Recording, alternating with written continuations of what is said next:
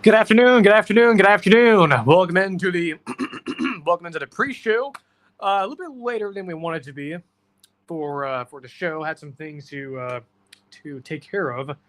And, whenever we have the show, the live stream on YouTube, by the way, put up at the time we have it set. It's not usually set in stone. We can always change it and move it around. So it was set at 2:50, just about 20 minutes late, about 30 to 20 minutes late, but big deal. Or no big deal. I think we'll be okay. Got a big show today. Got some interesting things set up, if you will, for what we're going to be covering today. So how about that?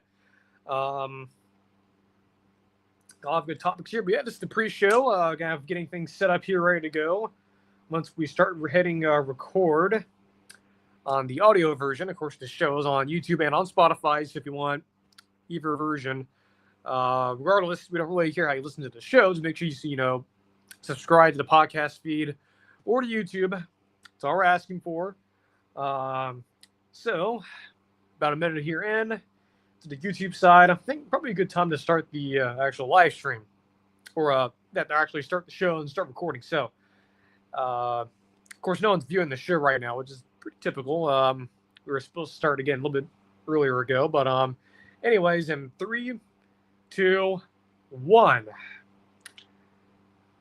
And welcome into the Four Verticals Podcast episode 84 for Thursday, April 3rd, 2025.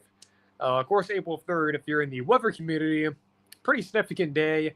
It's the anniversary, as it usually is, of the original super outbreak of 1974. So how about that?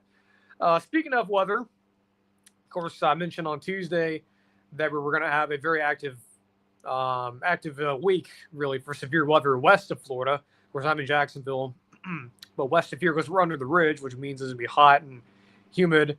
And, boy, there were some really bad storms yesterday. It was a high-risk day. About 28, actually, no, that's not true. I think 91 or 20, I don't know the exact number, but we had well over probably 30 tornadoes yesterday.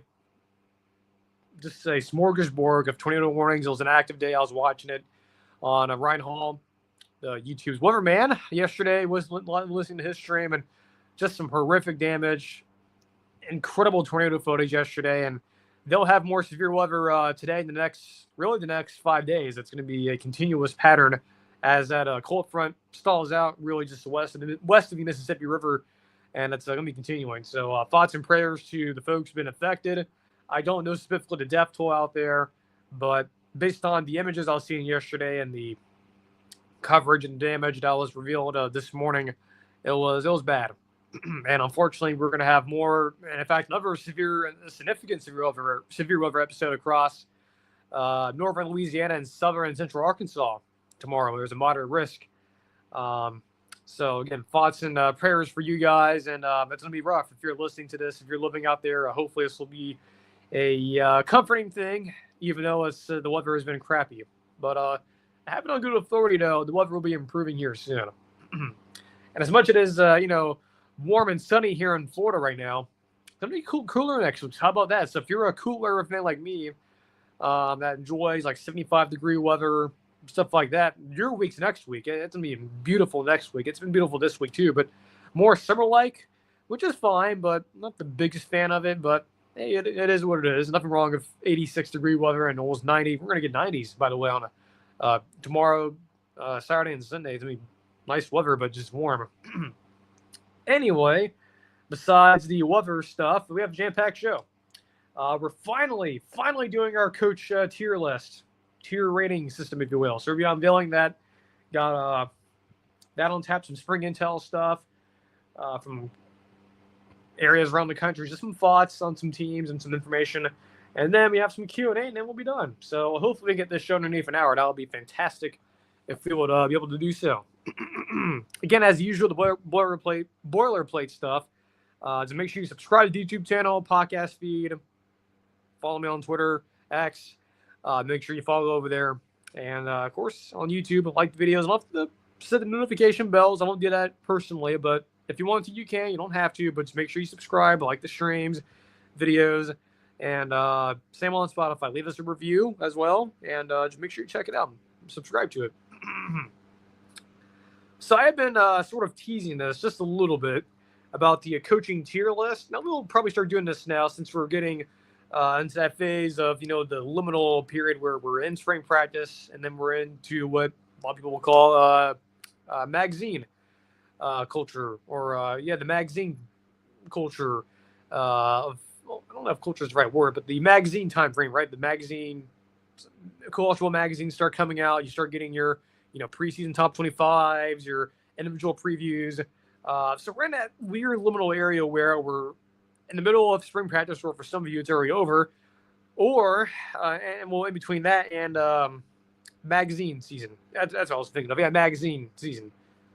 That's when magazine culture starts coming out, but magazine season is in between. So that's where we're in between right now. So I figured, since we're going to be doing, by the way, another reminder, we will be starting our team projection previews, full-on previews, starting in May, probably around Memorial Day weekend. So around the end of May, goes all the way until August before games kick off. We'll start our previews. But since we can't do that now, it's a little bit early, it is May. I figure only start doing some tier listing stuff, maybe our conference rating system, and we may do that next week.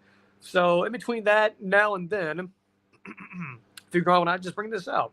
We talked about it, and here we are. So how this works is that, similar to a lot of other shows, we have sort of the criteria here, and then sort of the rubric for this is that it's the last 5 years of your career in school. It's the beginning of the decade until now, basically.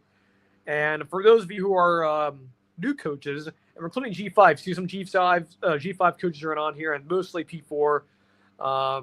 But if you're new to your school, we will also account for your entire career as well. So that's also baked in. But we're mainly looking at your 5-year sample size. But again, if you're a newer coach, you've not been there for 5 years, then we'll just take your current data, maybe some historical stuff for your entire career will be included. Now, I'm not going to name off all of the names on here. Not all of these names will be I want to talk about, because some of them are pretty obvious. But I will put this list on Twitter. So that's why it's important to follow over there if you want to get the exhaustive tier listing here. It's not also a one of those tier lists you can go online to the website. It's just like a text in a Word document here, or a Google Doc. So I just have 4 tiers here. Tier 1 being the best, Tier 2, Tier 3, Tier 4. I think it's self-explanatory. It gets worse, if you will, quote-unquote worse as you go down. But again, I'm not going to list off all the names. I'll list off all of Tier 1. I'll bring us some Tier 2 and Tier 4 and Tier 3. So in Tier 1, no particular order, if you will, Ryan Day is in Tier 1. That was going to be obvious even before this past season. So don't make anyone in the comments saying that Ryan Day's, even if he lost the national championship and didn't make it this year, that he's a garbage head coach. I'm not going down that road again. I've already done that, or I'm going to piss people off. But I mean, frankly, I don't really care, but I'm not doing that today. So Ryan Day, regardless of last year winning a national title or not, he was a Tier 1 head coach before. Dabo Swinney, still a Tier 1 head coach, despite the issues I have with him, sort of his modus operandi, and prior to this past spring, sort of neglecting using the transfer market, sort of behind on NIL. They're getting better in that, making some staff changes, bringing in Tom Allen as their DC, and making some other changes as well on the offensive side of the football recently, bringing in someone like Garrett Riley coming in, has sort of transformed the offense to a certain extent, and that was a slow process. And I think the same thing can go for what's going to probably happen with Tom Allen, but I expect it to be pretty good. So Dabo Swinney, history here, it's also baked in. He's a really good coach. He's a Tier 1 head coach. Kalen DeBoer, Tier 1 head coach. Nothing happened to the audio. I just paused because I know a lot of you guys are probably either doing one of multiple things, rolling your eyes, saying I'm an idiot or stupid for putting Kalen DeBoer in Tier 1. I'm sorry. He belongs there. I mean, what he has done throughout his entire career, never had a losing season at all, except for maybe the COVID year. But that was an abbreviated season, kind of, a hodgepodge. But outside of that year, if you take away 2020, with having a full year and a full sample size of data, he's never had a losing season. He won at Sioux Falls. Of course, he's won at Fresno State before, and he won at Washington for 2 years. And I think he knew it at Bama. Now, he hasn't done it yet. Last year was what it was, and I know a lot of folks have different opinions on him now than they did this time last year, but I'm just telling you, he is a tier 1 head coach. Now, look, could this obviously change next year? Of course. Could I bump him down a little bit? Sure. Well, is that likely to happen? Probably not. I would be stunned that it happens. But look, that door's open, and I'm not totally ignoring that potentially happening. But he's a tier 1 head coach. Everywhere he's coached at, he's won, and I expect him to do so at Bama. And I think a lot of folks too get this sort of feel of, oh man, you have to be Nick Saban, or it's either that, or you're scared of following Nick Saban. Well, if Kellen DeBoer was scared of following Nick Saban, why would he be taking the job? Like, it doesn't matter. Like, it's like almost like people are just assuming that no one's ever going to take that job if they're so afraid to follow Nick Saban. Well, no, they're not going to be Nick Saban, but do I expect them, the program to go like 5-7, 4-8? No, but I don't know. I just, regardless, he's a tier 1 head coach. Yes, could most of these change? Of course, they can change, but at the moment, that's where he's going to be at. He'll be there at least for a year when we do this again next year. After him, Steve Sarkisian. That one's self-explanatory. I don't care what everyone says. Oh, he hasn't won the national championship yet. Or he hasn't, done this or done that. Still tier one head coach. Everything he's done at Texas up until even including his first year, where you saw some improvement, though the record didn't look good. Every single year he's gone better, and he's recruited really well. They've had top 10, top 5, even top 3 recruiting classes. So tell me that looking at your full body of work, including recruiting and staff hiring, that Steve Sarkisian is not a tier 1 head coach. He is a tier 1 head coach. I don't care what anyone says, he is. Just because you don't have a ring, this is something that I agree with Josh Pitt a lot, that ring culture has completely infected society. It's you have a ring, or you have a Heisman Trophy, or you're garbage.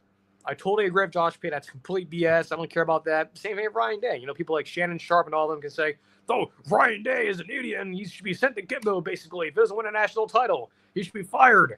Well, look at his entire body of work. He's recruited well. The program is stable. There's no, outside of scandal or anything like that, he's not going anywhere. And the same thing with Steve Sarkisian. He's completely fine. Unless something unforeseen happens, then he will be in tier 1 here for a while. So Sark is on there. Kirby Smart, I haven't mentioned him yet, but again, it's not in terms of, a complete ranking system here, as it's not in no particular order. Kirby Smart, self-explanatory. Dan Lanning should be self-explanatory, but unfortunately, I would imagine some folks would question this one as well, probably. Some of the, NFL flybys. But Dan Lanning, what he's done there, no losing seasons yet, 10 wins. If you do the average here, it's 11 wins per season. He's gotten better every single year. Now, look, last year started off slow. They've struggled with their FCS team. What was Portland State or something? Idaho State, I believe.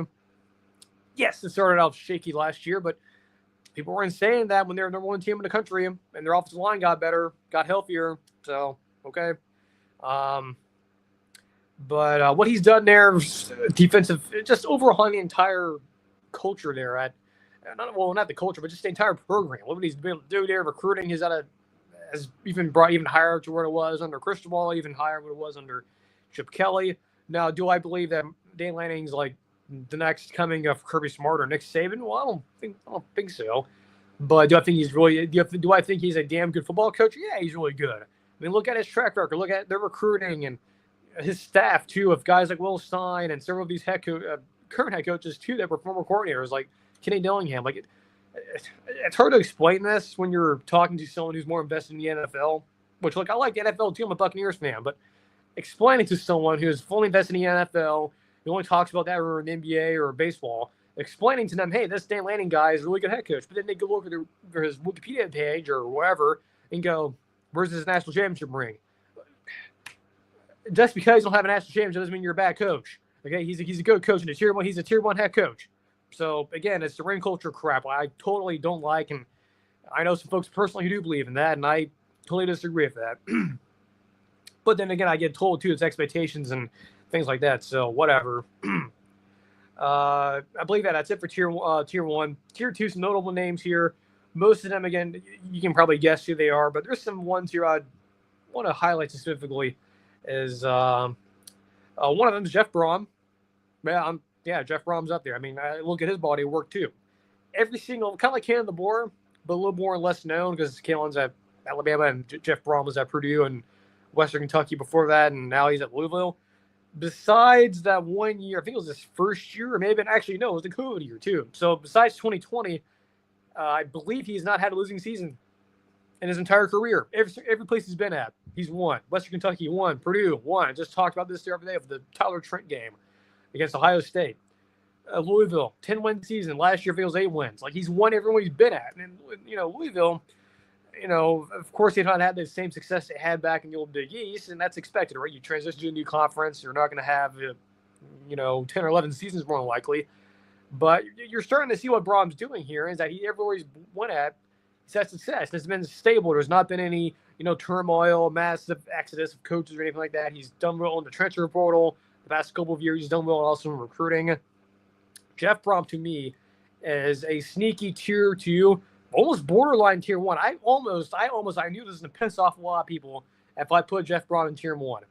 Like, a lot of folks would probably lose their minds and foam at the mouth seeing a guy who was coaching in Louisville, Kentucky, being a tier 1 head coach. Almost did it, but I didn't because I know a lot of you guys would be pissed off, and I wasn't going to try to piss off the entire internet. So Jeff Brohm, to me, could have been a tier 1 head coach, but he's a tier 2. Not even just recruiting, transfer portal, his entire body of work in terms of his record, but what about his offenses? Incredible offensive innovator, very sneaky. I think a lot of folks in the industry speak highly of him, and I agree. I've never met him before, but he's really good. What's another one here? Let's see here. Lane Kiffin's on there. That's no shock. And Marcus Freeman. I want to address this one too. He's borderline tier 1, but there is some things here that I would caution someone. Now, look, I'm no problem putting him tier 1. Look, I almost did. Same with Jeff Brohm. But what made me sort of curb Marcus Freeman just a little bit, just a small bit, was the struggles against certain G5 teams. Him struggling against G5s are in games he's been big favorites in. It's been a bit of an issue. Now, guys like the Cover 3 have talked about this. I don't think other folks have mentioned this a lot. But the thing that really digged Marcus Freeman was him struggling again with the G5 teams. The Maryland, not Maryland. They're not G5. At least I don't think they're going to be. The Marshall loss, and then last year against Northern Illinois. Like, those losses to me, and then the Stanford loss, and then not being able to cover in certain times against certain teams when you're like a big favorite. That's been a big thing too in the betting market, especially Marcus Freeman, where it's like, oh, Marcus Freeman's team is a 21-point favorite. Oh, better have the other team cover. That to me sort of dogs him a little bit. Now, look, this could obviously change, right? That's a disclaimer I should have put before. This list will change every single year as long as we're doing this show. So next year, this list will probably change a little bit. Could Marcus Freeman be a tier 1 head coach this time next year? Absolutely. Again, I almost put him there, but struggles with the G5 teams, the inability to cover in big games, also the staff turnover as well, losing some guys. They also got some guys as well. The Sider, the running backs coach from Penn State is there now, so that's a good hire. But yeah, that's the only thing that's dinging him just a little bit. Some of the losses, and I get he's a younger head coach. He just got there basically. I know they won the national title, but because of those G5 losses, and look, those sting, man, and those are losses people are not going to forget. But I'm sure a lot of folks over there before the national title were still, even that winning streak, they were still bringing up, man, how did we lose to Northern Illinois, and how did we lose to the Marshall and Stanford his first year as like big favorites. And then in some cases, in some games, you guys were not covering against teams you were big favorites in. So that sort of dings him a little bit. But again, he could easily rise and sort of, be a tier 1 head coach at some point. Who's man next year, but not right now. He's close. Matt Campbell's on here. Brian Kelly, I don't have to explain. Josh Heupel, some other ones here. Here's one. Chris Kleiman, number 1, similar to Jeff Brohm. Everywhere he's been at, he's had success. Now, I think the only year, much like a lot of these guys, was 2020. It was not a winning season for them. Besides that, for Chris Kleiman at Kansas State, and this is including his entire career at his time at North Dakota State, where he won several championships. This guy's a damn good head coach, and I almost, much like Jeff Brohm, almost put him in tier 1, but I didn't because, again, I knew that would make a lot of folks confused, but he's borderline tier 1. He's done a really good job at Kansas State, and he's kept that thing stable. But think about this. When Bill Snyder retired, and for the final time, when he stepped away from coaching, and they hired Chris Kleiman, I knew who he was. I mean, I'm sure a lot of the super nerds probably knew who he was coming from North Dakota State, but I don't think a lot of folks knew who he was, the general public. And I think folks thought, oh, Kansas State's a tough job. It took a special type of coach to win there, and they'll go back to the level of Iowa State and Kansas and Texas Tech usually. And that's not the case of Chris Klieman. They have done a lot of good things. They even won the Big 12 title game in 2022, which is one of the biggest things people were going to forget. To bring up 2022 and oh yeah, TCU and Georgia played and TCU won the Big 12. Well, they didn't. That's the revisionist history. They didn't. Sort of like when people bring up in 2008 when Florida won the national title with Urban Meyer, his last one at Florida, second one. That TCU won the Heisman that year. Well, you didn't. That's revisionist history. That's the Mandela effect. Tim won the Heisman the year before. So it's the same thing with Kansas State and TCU, where TCU, yes, they didn't make the playoff and they made it to the national championship. They didn't win their conference. It was Kansas State, and that's a big plus here. And that again almost put Kansas State in Tier 1, but I didn't because I didn't want I didn't want to make the whole Tier 1 list that big. Let's see here, Tier 3 here. Some little names. Most of this actually includes coaches who are fairly new, so guys who have lower sample size, so like Mike Elko, Kenny Dillingham, Joey McGuire, Dave Arana's on here too. He would have been probably Tier 4, but now he's back. Shane Beamer is probably one that's interesting on here. Some other ones. 1G5 is on here. John Stonewall is on here. Sonny Dykes is on here as well. Dave DeWarren, Matt Rule. Rich Rodriguez. Again, this includes his entire career, and now he's back he's back to West Virginia, so bumps up just a little bit. But there is one name here I just did want to mention here, and that's Mike Norvell. Norvell, I think after last year, if you're just looking at last year only and you're using that as your only sample size, Mike Norvell would not be a Tier 3 head coach. It would probably be a little bit lower. But because of his success there, the 2 seasons where they won 10 or more games, and then, then them gradually building things out, I'm giving Mike Norvell benefit of the doubt that last year was just a blip on the radar, and they'll expect some improvement this year, and they'll make a bowl game again. He could have been lower. I'll be honest. He could have been lower, but again, just because they're a transfer they're heavily relying on the transfer portal, which is not a guarantee for anything. Because of that whole variance, I guess part of the equation here. Norvell and them again, based on the fact that I believe last year was a blip on the radar, and I think again I do believe they'll be a bowl team this year. I put them at 3, Tier 3. Could have easily been lower and could not have been on this list. Actually, that's a lie. He would have still been on this list. He would have been just Tier 4, but he's still on there. Now, look, if things go south this year and he gets fired, then whatever, and he'll be off the list. But at the moment, he's still there, and he can easily move up or he can easily move down. So that's Tier 3. Tier 4, this one, again, that's either guys who really just got there or don't have a big sample size. So like your Hugh Freeze, Billy Napier, Kirk Cinetti. Could have been higher, but again, he has a very small sample size. Now, granted, his history as a coach at James Madison could have put him at Tier 3, but again, that was G5, and he's a P4, technically Big 2 head coach in the Big 10.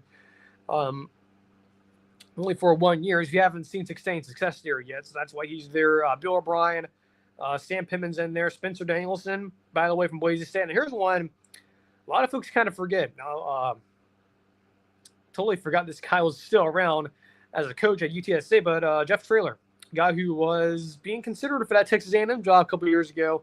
He's still there. Now, granted you, the win total has come down just a little bit a long time ago. Now, I say that, but that was like 2 years ago. They were a 10-win team, 11-win team, actually. I think even a 12-win team. They're a very good team, UTSA under him. They have since changed conferences. I believe they're in the American. So they were in the CUSA now in the American, I believe. It's been tough, a tough adjustment. Obviously, the American has better competition, better programs, or to a certain extent. So they have not won as many games, but Jeff Traylor is still a decent coach. He has a pretty good coaching resume, too, if you go look him up on Wikipedia. He was at Arkansas, I believe, and I also believe he may have been the interim coach. Actually, no, that's someone else, but he was at Arkansas, I believe, under Chad Morris. So I was very familiar with the state of Texas. I think he was a high school coach there. So him being on Tier 4, sort of the lowest G5 coach. Oh, by the way, another coach I forgot to mention in Tier 3 is Kalani Sitake. at BYU, or as some folks call it, Brigham Young. Sitake, I think a lot of folks were concerned about him when he was hired. Of course, this is after Bronco Mendenhall left for Virginia, and now he's back in college while he retired. When Bronco left to go to West Virginia, or not West Virginia, Virginia, Kalani steps in. I think he's a former player too. A lot of folks kind of concerned. His first year was okay. Second year, they had a losing record. But ever since then, man, they have been an absolute machine. They had Zach Wilson come from there and had the team last year. Famously, a lot of folks were sort of roasting him for being undefeated. Now, of course, it didn't happen, and this is what it is, I guess. But BYU last year, a sneaky good team. 11 wins, and again, they were an undefeated team for a while. They ended up losing to Kansas and Arizona State. It is what it is. It's a tough place to sort of get sustained success there, especially in the modern era. But he's not done a pretty good job there. I think he's another coach that I could see. You can make the argument for being a tier 2 head coach, but I think tier 3 is appropriate. Just based on, some of this too is another factor I should have mentioned is your conference. So, that's the majority of the list here. Again, I'll put this on Twitter in a little bit as soon as the show is done or later tonight. And that's it for the tier list. How about that? So I'm going to get some water real quick here, and then we'll move into spring intel, and then we'll do some Q&A.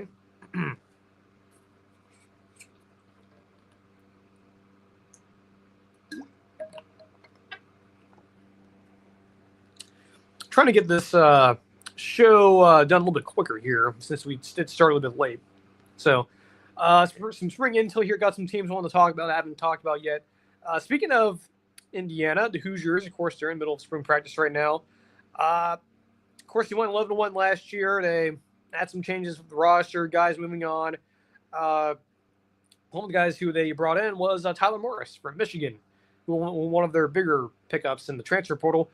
He apparently has a season-ending knee injury. That was suffered, I believe, yesterday. That was reported. So he's done for the entire year. That hurts a little bit. Of course, they are, again, like I mentioned, they are having to reload a little bit. A lot of guys have left from last year's team, the team that made the playoff. Losing a guy like Morris, that hurts. But, again, you do have that spring transfer window that is going to be opening here soon. So I would imagine probably you would reasonably expect if you're an Indiana fan, probably will be in the market for getting a receiver, I'd imagine. So that's tough. That the fact that you want to be able to play for you guys. But, yeah, Tyler Morris is receiver there that got hurt yesterday. Be interesting to see again if they do go in the portal and get someone to sort of replace him, if you will, which is kind of bizarre. You're actually speaking this in college football and not in the NFL. Mississippi State here, interesting here with their quarterback situation. Of course, the incumbent starter was Blake Shapen. He's still there, transfer from Baylor. Came in last year, played okay, I guess. He was fine. They brought in Luke Kromenhoek, the former five-star, four-star kid from Mississippi State. Of course, they had Van Buren, who played a little bit last year for Mississippi State, and he's at LSU. I'm interested to see who wins this job. I think it'll be Blake Shapen. Of course, he was the quarterback who led Baylor, and under I believe Dave Aranda. Is that correct here? I'm trying to remember. Yes, he was there for that, the Big 12 championship team. So he should be healthy next year. I believe he was injured, which is why the stats I just remember he did get hurt. Excuse me. So Shapen and him, of course, you have Kromenhoek, more of a kind of similar type of archetype, if you will. It's sort of a balance, not a pure pocket passer. You can move a little bit, though he's not a pure runner, which is why he ended up leaving Florida State because he ended up bringing Gus Malzahn. I don't think a Luke Kromenhoek type quarterback is really going to fit. At least historically, I think it's kind of clear that that's not going to work. Interesting to see if he ends up winning the starting job here. Not likely, but that's something to watch here. Of course, Jeff Lebby's second year last year was what it was. You would hopefully expect some improvement. That's all I'm asking for if you're a Mississippi State fan. If I was a Mississippi State fan, which I'm not, but if I was, just asking for some improvement here. Last year's what it is, and of course, Mississippi State being a very under-resourced program. Those fans cheer like hell, which is I totally get that. It's a by the way, very underrated atmosphere. When the team's good, Davis Wade Stadium, especially on TV. I always go back to that Auburn Mississippi State game in 2014 when it was number 2 versus number 3. If you were too young to remember that, I paused. Give you guys some dramatic effect there. Like I was saying, if you were too young to remember that game, I mentioned this weeks ago. Just probably the best game or biggest win in Mississippi State history. Just absolutely insane. Atmosphere is insane. Uh, the cowbells, the stadium atmosphere, how tough it is to play there, especially on a day like that in a very historical game. That's a tough place. Even besides that, it's a very tough place to win at. Sort of very under the radar. Sort of in a lot of ways like Kansas State a little bit. Very tough place to play at, especially if it's for a big game like that, like that one was. I don't believe we'll see something like that again. Like, yeah, that's the joke. The next time any of us who are old enough like me or a little bit older, the next time it'll happen, probably we will either be really, really old or, perhaps in the cemetery. So you can obviously tell how rare that is for that to happen. But yeah, Mississippi State, interesting to see how that quarterback situation is. Again, I believe it'll be Blake Shapen, but we'll see. Croman-Hook, again, 4-star kid. I think they would want to see him play a little bit. Didn't play a whole lot last year, Florida State, so we'll see.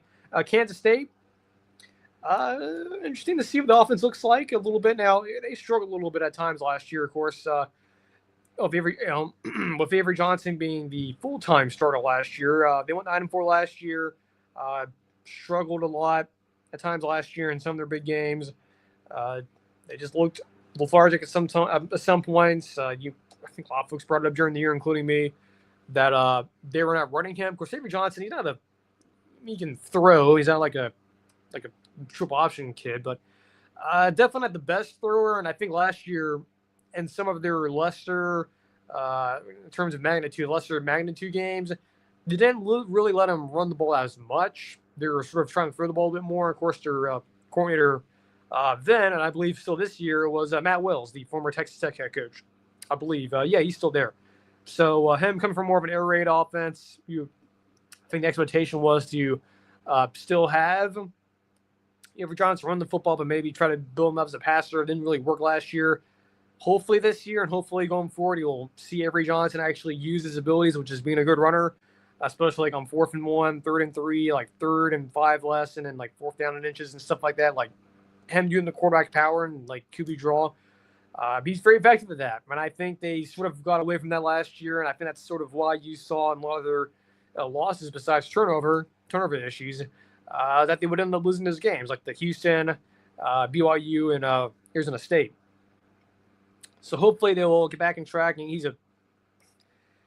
Avery Johnson, to me, is someone that I would not be selling my stock on just yet. I think he's very talented. He's, I think, a former 4-star guy. So he's fairly highly up there for a top quarterback can get at Kansas State. Again, someone like Chris Klieman, who very much so has had a lot of success running quarterback, they need him to be a good runner. They need to use his abilities and skills appropriately. And I don't think they're doing that as much last year at times. But again, I grant you, around those meeting rooms, I don't know for sure what the deal was, particularly with Matt Wells and Klieman. But I was sort of expecting a little bit more from Kansas State last year. But this year, again, if they use him properly and they actually let him use his skills and his abilities and in a sense where it's appropriate, at least from my opinion. Again, I'm not someone who's called plays for, or let alone a head coach or any coach in college football. But it'll be just interesting to sort of see some improvement, and hopefully they can again use him more appropriately, and maybe you can also progress a little bit better too. Nebraska, interesting to see what they do on defense. Of course, they lose Tony White. He's going to Florida State. They believe, let's make sure who they brought in here. I believe they either promoted from within or not. They also made changes at the OC as well. Dana Holgorsen is now the OC, and thank God no longer not Scott Satterfield.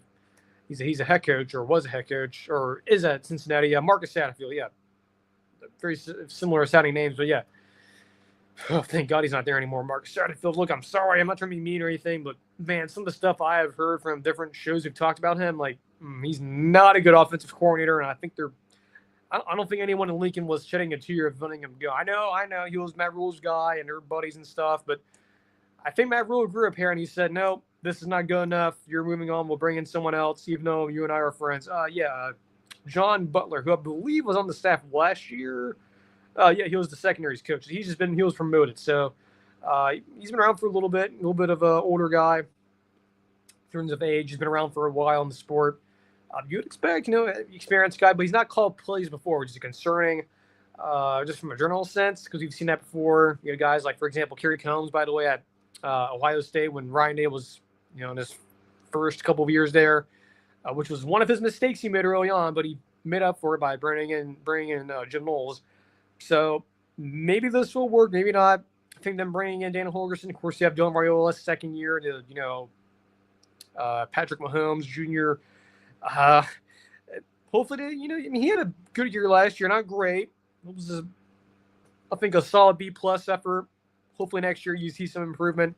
We'll actually talk about Nebraska a little bit later, so I'm not going to spoil everything I'm going to say here, but you'd reasonably expect hopefully some improvement defensively, at least consistency. Now, again, losing someone like Tony White, that's tough. I will admit that. I mean, he's one of the better. He was one of the better defensive coordinators in the country, and they were probably hoping to keep him around, but now he's at Florida State now. So, with that, USC kind of the same thing here. Hopefully, some improvement on defense is a big talking point here. I think that's one of the things I've been hearing a little bit consistently from camp out there, spring camp, that defense should hopefully be a lot better next year. And of course, there's a lot of feet on Lincoln Riley. I get that. But I think defense, and even offense, to a certain extent, we'll see who they're going to start at quarterback, whether it's Longstreet or the kid from UNLV who was there last year. Hopefully that will improve. And again, with Deontay only being there, and they did improve last year. That was a very good positive sign to see from them last year, that they did improve defensively, despite the fact that they lost a couple of games that are a little bit jarring, the Maryland game in Minnesota. But I would reasonably expect them to improve a little bit, to actually see some improvement, both sides of the football.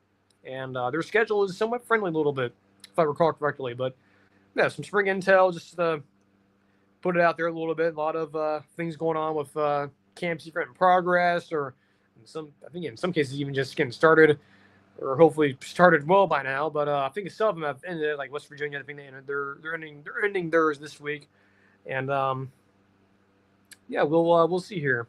But getting more information here as time goes on. What I'm going to do here, I'm going to need some more water, and then we'll go into some Q&A, and we'll actually have a pretty short show today, around 40 minutes. How about that?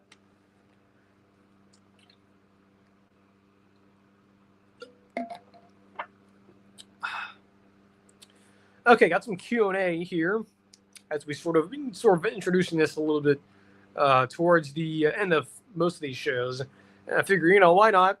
It's spring. You can do this during this time of the year. First Q&A question here. Thoughts on the Star Wars leaks from Dev Nerds, the ones he put out on Tuesday. Of course, when we were doing our show Tuesday, I mentioned that Josh over at Dev Nerds was putting out some stuff, some Star Wars news that he got the other day, or on I believe it's on Monday. He was putting out a video on Tuesday. Of course, it comes out after our show's done. Watched it. I'm not going to go into everything he mentioned, because some of it's stuff that we have heard before, and that's probably a bigger topic for our later show, for a show down the road. But he mostly covered a lot of pretty significant Ahsoka stuff. Of course, right now I believe they're either getting ready to start filming or will be filming, which is weird because he mentions that in terms of Star Wars Celebration, because we talked about that on Tuesday, when I mentioned, there's a lot of excitement for it. Turns out, when I mentioned it on Tuesday, when I mentioned, they'll do, I think there is going to be an Ahsoka panel. I don't think the actors and everyone will be there because they are filming, but apparently from what Josh is in his source, they will be there. So either they have not started filming yet, or they're in pre-productions. I don't know, but I mean, clearly they're over there because a lot of the actors who are a lot of the actors posted some stuff on social media recently that they're in London. So it definitely sounds like they're getting ready to start filming, or if they haven't already, which it sounds like they haven't. So that's interesting that they're going to be, I guess, flying out to Japan from London. So okay, hey, as long as you have private aviation, it can work it out, I guess. But so they'll be there. But in terms of the Ahsoka stuff that Josh brought up, some of the stuff that was actually reported by Christian Harloff, who used to be with Collider, now he's on his own now, independent. Brought out some stuff from a source he had or he has connections with back. He reported this a couple months ago about some new cameos coming in. So of course you have Hayden coming back as Anakin last year, or not last year. Ahsoka was 2 years ago for the first season for flashbacks and as the Force Ghost, or actually really in various different ways. Not even just as a Force Ghost or a flashback, it was also a hologram too, recording Um, so he's coming back for sure, more than likely, unless things obviously change. Uh, but we've also heard stuff about Natalie Portman coming back as Padme.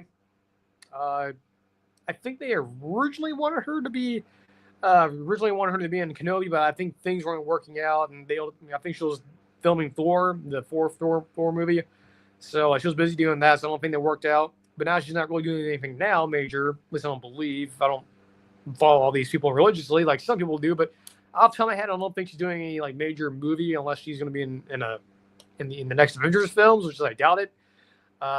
But so she should be available to start filming here if that's the case. And I think Josh teased that on Twitter, and then of course he also brought up that Ewan McGregor, who was noticeably absent from the Ahsoka flashbacks during when they went to that 5th episode when they did the Clone Wars flashbacks, that he was noticeably absent, which makes sense, right? It was mostly focused on Ahsoka and Anakin's relationship, not so much Obi-Wan. So that in itself made sense. But again, we were hearing stuff that originally they wanted Ewan to come in, and they even wanted to do even more stuff with him throughout the season. And there was this has been reported for a while, so it's not new anything that's like leaking anything major. But the early leaks and stuff where Ahsoka brought up, they're gonna recreate the Mustafar fight, and they're gonna actually bring in again Ewan and Hayden to do some new I guess dialogue and stuff like that, and new scenes filmed in. I guess if you could describe it that way, and that would be, I guess inserted into Revenge of the Sith. But so that was originally supposed to happen in season 1, but it looks like we're saving some of that stuff for maybe season 2 if this is true.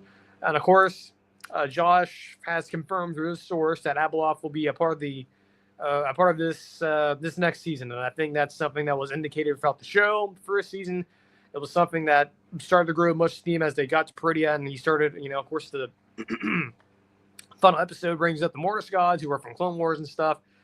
So that sort of began to get the ball rolling on this Abeloth being in the show. And if you don't know who I'm talking about, I'm not going to explain it here. You can do like a Google search or look up Josh's video because he goes into more detail on who that character is in the video you posted on Tuesday. If you're not into the lore stuff, but basically it's an interesting character. It's part of the Mortis gods. If you've watched Clone Wars before, or you've watched videos or stuff about them, you should be familiar with who they are. He also brought up that Sam Witwer would be coming back as the son. He was part of that Mortis arc, so he's not coming back as Maul necessarily, but he is coming back as the live-action version of the son, who's this, I don't know, kind of actually looks like the Grand Inquisitor a little bit, so it'll be interesting to see what they do.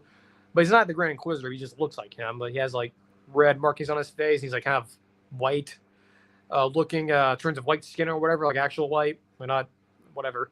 Got a little strange there trying to explain that, but anyway, he also reported that. Trying to think what else he mentioned in an actual video. Of course, Balin, his character is being recast. Of course, Ray Stevenson passed away, so they have to recast someone. I believe he's is one of his buddies, and I believe the actor is from Game of Thrones. I think, yeah, I believe so. Yes, that's interesting. So. But I think outside of those leaks, I don't think we know a whole lot about what's going to happen. I would also assume we'll probably get some Thrawn stuff. Though I don't think we will. I think we'll probably save that for, I guess, Mandalorian and Grogu. But I will say, from what Josh said, and I won't cover it, he didn't really say much about the Mandalorian Grogu movie, but we'll probably do a bigger segment on this, probably next week, hopefully, if I remember.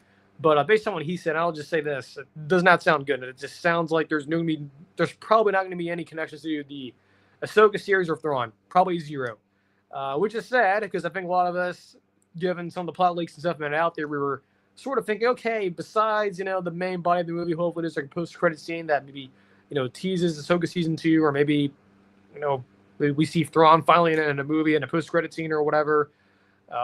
Turns out probably not, which is kind of disheartening. And from what Josh is saying and from his source, it sounds like that movie is sort of. The way he described it, it's like no one's excited for making that movie. I mean, like, I don't know, man. It's just it's weird, and I think some of the plot leaks and the fact that certain characters, like for example, Katie Sackhoff, who plays Bo-Katan, apparently is not going to be in the movie at all. She's not been announced on the casting list. I think a lot of folks like me are wondering. I mean, yeah, she's been a big part of the last 2 seasons of the show, and you would imagine she'll be in the movie, but apparently not. So, okay. So apparently the movie's gonna be very like small scale too. It's not gonna have any or zero or very little connection to Ahsoka or the Thrawn stuff. So great.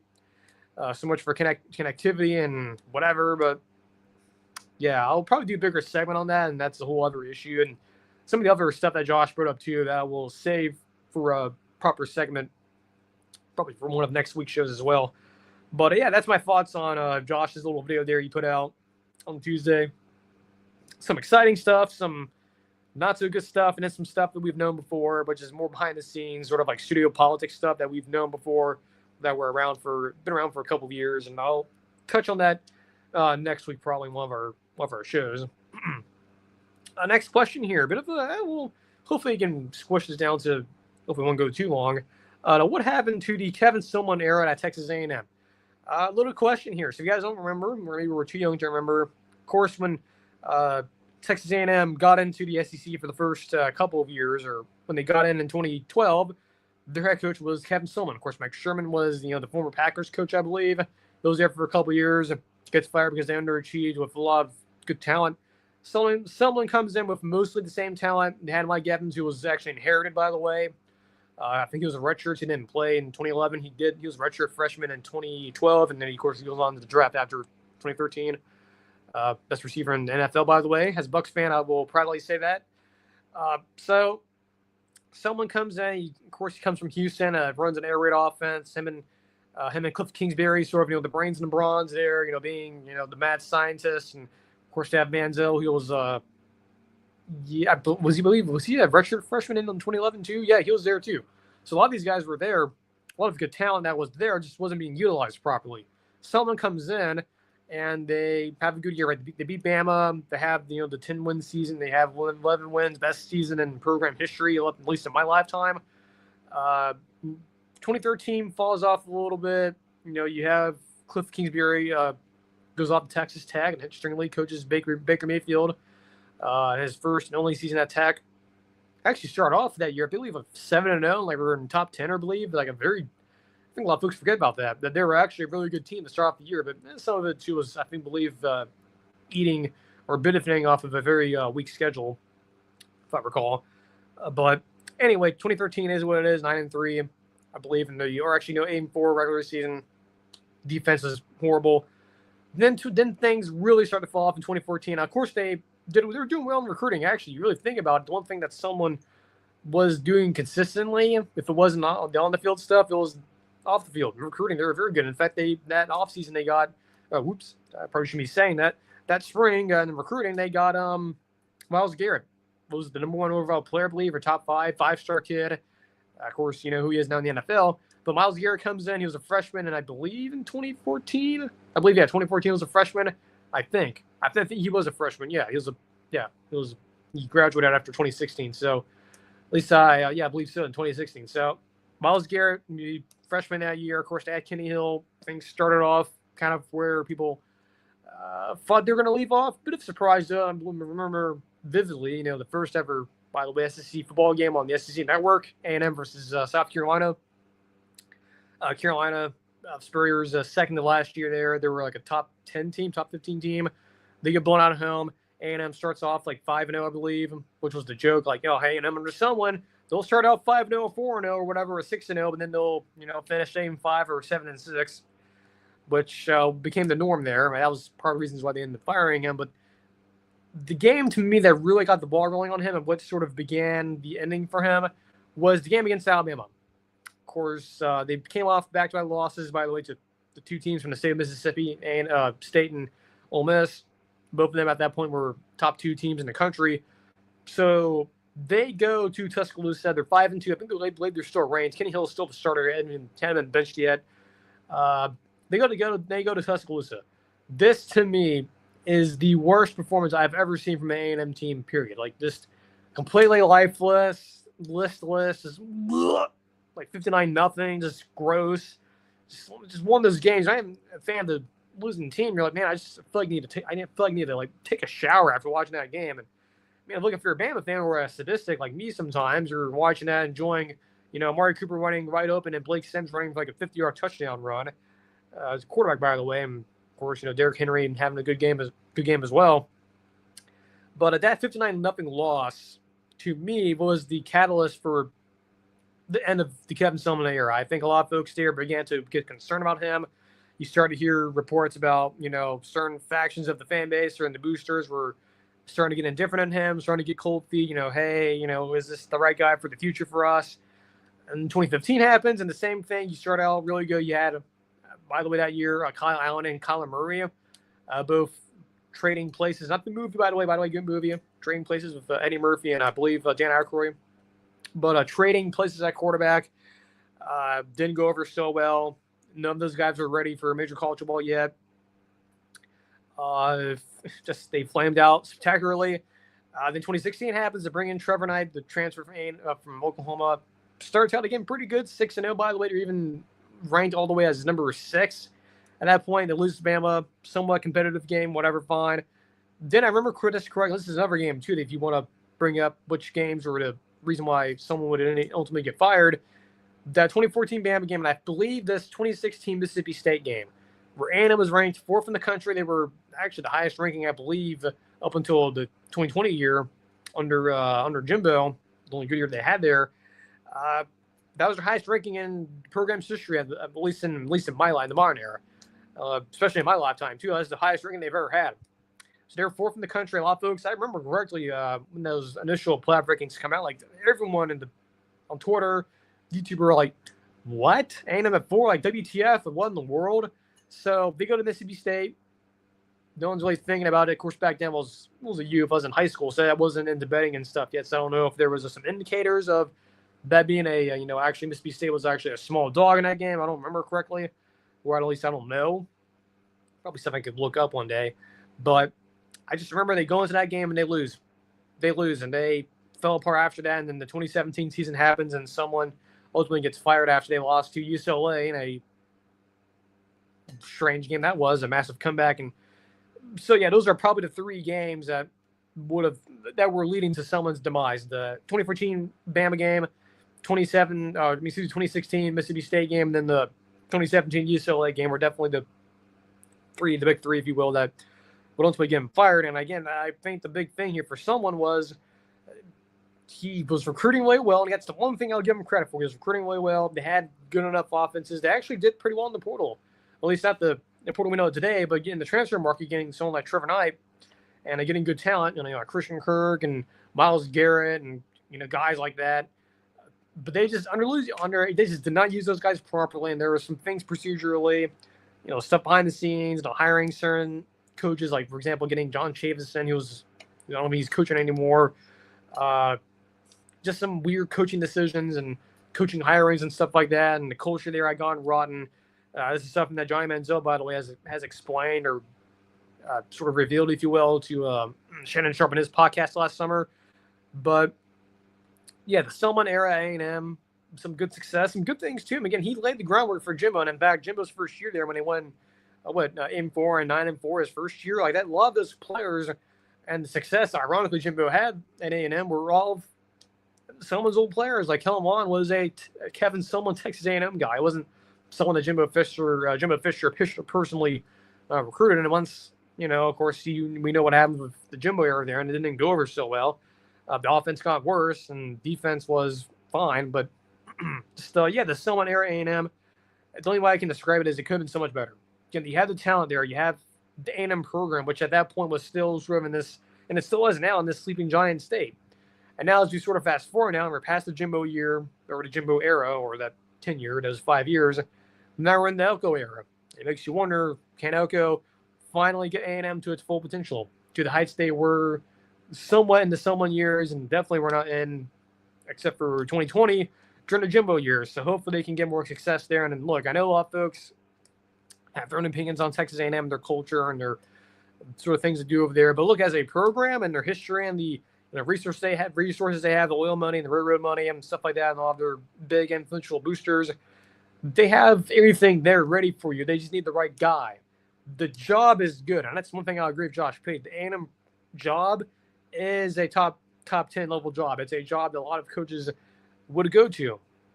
But in terms of a program, it's not been good enough there. But as Josh Pate has mentioned before, just because they haven't done something yet doesn't mean they can't do it. You can't be the first guy who does it, at least in the modern era. So that's my thoughts here on A&M. Last question here before we get out of here is what would be considered a success for Nebraska in 2025? Nebraska, as I mentioned, they're going through spring. Of course, Dylan Raiola is back, and they made some coaching changes and stuff like that. Their schedule, we'll preview it here. Of course, we'll do a proper preview probably in May, and it may even be one of our first teams we do. Pretty simple schedule here. An FCS team, a game against Cincinnati, an Arrowhead, so neutral site game there. Then you have your other G5. Then it gets sort of real in a hurry. You have both Michigan schools, I believe, and then you have 2 back-to-back road games, Maryland, Minnesota. I don't care what people say, that's going to be difficult. But you do avoid Ohio State. You don't avoid Penn State. You don't avoid Michigan. So those are probably two of your toughest games. You do have to go and play at UCLA. It's not technically back-to-back, but you have back-to-back road games on the schedule, not so much in terms of the calendar, but the schedule does have you playing, at least in terms of when you play the games. It's a road game, bye week, and a road game. And I don't care. That's still tough travel. And it's a West Coast game. Then you have to go all the way to, I believe, State College. So that's going to be tough. But they do avoid Ohio State, and they do avoid Oregon. And their toughest games, again, are Penn State and Michigan. So if you look at that and the rest of the schedule, which is somewhat workable, but nothing's a guarantee, wouldn't be surprised when we do our formal record projections for Nebraska this summer. Then Nebraska's best case scenario could be 10-2 or even 11-1, which would blow a lot of people's minds. But what Matt Rhule has done there, and go listen to Josh Pate's interview with him. That's a very good interview. Very good. Based on what I've heard from Matt Rhule, he's very professional, very sharp. But every single time he's been there, and this is sort of, it's not a guarantee, but you would have reasonably assumed based on history what Matt Rhule has done, both at Temple and at Baylor. Year 3, that jump from year 1 to year 3 and in between is very significant. Like they finally made it to a bowl game last year, the first time this decade, which is the definition of insanity. That's how long it's been since they made it to a bowl game. They have not, by the way, had a good year, or at least a very good year since 2016. That was the season where they started out with 7-0, and much like that Texas Tech team I mentioned a little bit earlier, sort of feeding off of, I guess, reasonable, favorable schedule. Then it got tough in a hurry, and I remember that correctly, they got blown out as a top 10 team to Ohio State, and that was back when ABC was doing the Big Ten games. I mean, it doesn't sound that long ago. They just stopped doing them last year, at least in the regular season. But yeah, I remember that was like the ABC primetime game, and Chris and Kirk were there, and it was like 56-10, whatever, just boring. It wasn't fun to watch, but if you're an Ohio State fan or sadistic back then, I'm sure you were glued to the TV. But yeah, I think for Nebraska, of course, the best case scenario, if you look at that schedule just off the top of my head, probably 10-2, 11-1 maybe. But I think 9-3, 8-4 would be a good season for them. Again, they have not had a winning season, or traditionally a winning, or would you consider a good season, since 2016. That's the last 10 minutes they made a bowl game up until last year. So we'll see. But I think a good season for them would be, of course, make it back to a bowl game, maybe 8 wins, the snowman protocol, and hopefully help probably even more. And perhaps you'll see some improvement too from Dylan Raiola. But yeah, good question there. Good show too, finishing just a little bit under an hour. So of course we'll be back on Sunday, or not Sunday. We'll have a show Sunday.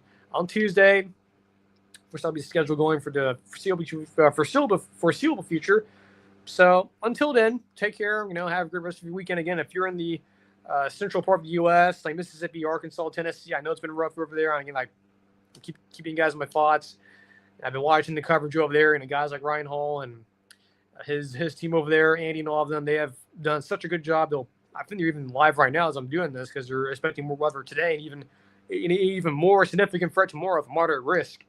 It's going to be rough for them. And unfortunately, this pattern with the ridge being put in, that's sort of shielding this severe weather stuff in places like here in Florida and like southeastern Georgia. Of course, we'll get our turn next. We'll get the front will finally move through, and we'll have cooler temperatures and sort of end this temporary preview of the summer. I know it's been rough for you guys up there, and it's been really bad. And I know also another thing too, no one's talking about, is the flooding. I am unfortunately believe, and I'm afraid we're going to have some really big flooding numbers, and probably a flooding situation that's probably on par with the 2011 floodings, I believe, which are really, really bad. Of course, that was also coincided with a very active spring for tornadoes in the southeast. So, can I keep you guys in my thoughts? It's going to be rough. I know tomorrow's going to be rough too. It was rough yesterday. It's going to be rough again today and the next couple of days. But it looks like for you guys, finally, you guys will be getting some break next week. But it's going to be rough. So if you're listening to this and you've been lucky, have not been impacted by this directly yet, as Ryan Hall says, be prepared, not scared. It's going to be okay. We'll get through this, but it's going to be rough tonight, today, tonight, tomorrow, up until Saturday. And it's going to be rough. But keep you guys in my thoughts. And it's been horrific. If you've not seen any of the footage, by the way, from some of the storm chasers, Brandon Kopic from the Ryan Hall, he's part of that team over there at Storm Spotters, along with Josh Pate too. He's part of that crew as well.